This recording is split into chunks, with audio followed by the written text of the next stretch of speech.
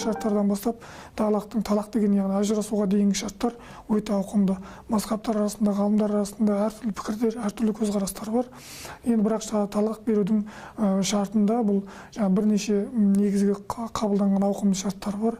Қандай жағдайда бұл Алла тағаланың алдындағы халал етілген, рұқсат етілген нәрселердің ішіндегі ең жағымсызы, ең сүйкімсізі талақ дейді ғой.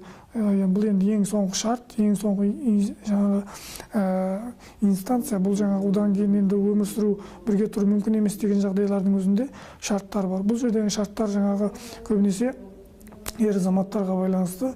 Ер азаматтар егер қандай да бір ауруға душар болып, өзінің еркектік міндетін атқара алмайтын жағдайлар болатын болса, ажырасуға мәжбүр болады.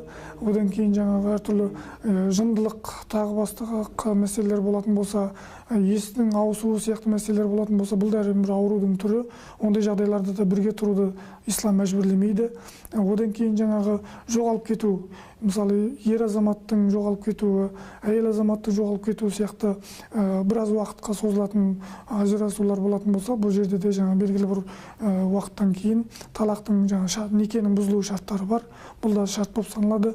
Одан кейін ер азамат егер өзінің отбасын қаржылай қамтамасыз ете алмайтындай деңгейге түсетін болса, бұл жерде де әйел адамға ажырасуға мүмкіндік беретін шарттар бар. Егер жалқаулық, тағы басқа жағдайларға байланысты.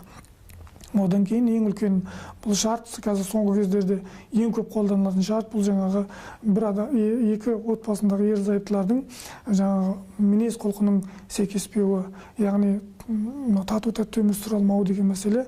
Бұл жерде де ислам оған тыйым салмайды. Егер мінез құлқы мүлдем басқа болатын болса, немесе екі ерлі-зайыптының бірінің мінезін бірі көтере алмайтындай ауыр деңгейде болатын болса, бұл жерде күнделікті бір ұрыс-керіс немесе бір түсінбеушілік емес, бұл жерде толыққанды мынау адаммен өмір бақи өмір сүру мүмкін емес деген сияқты ауыр сондай шарттар болатын болса, ислам дінінде ажырасуға рұқсат етеді. Бірақ оның ішінде де ажырасудың түрлері өте көп. Рижаи талақ дейді, байын талақ дейді. Талақтың өзінің бір категориялары бар. Соларға байланысты ажырасылады. Қазіргі кезде де мысалы белгілі бір уақытта мүддет мерзім береді. Ол мерзім арасында татуласып жатқан болса, қайтадан отбасын құрып кетуге мүмкіндіктері бар. Ал егер ондай жағдай болмайтын болса, онда әрине ажырасуға тура келеді. Некенің шарттарын орындай отырып. Бірақ енді бұл жердегі бір айта кететін нәрсе, бұл ажырасу ойын емес. Бұл талақ деген, сен менен боссың, сенің өз еркің өзіңде деген сияқты сөздерді қолдану талаққа апаратын сөздер болып саналады. Бұны әзілдеп айтуға да болмайды. Өйткені дінде бұл өте ауыр, өте салмақты дүние. Яғни ажырасумен ойнауға келетін шаруа емес. Әзілдесіп болса да айтылатын болса, бұл шын ажырасуға апаратын дүние.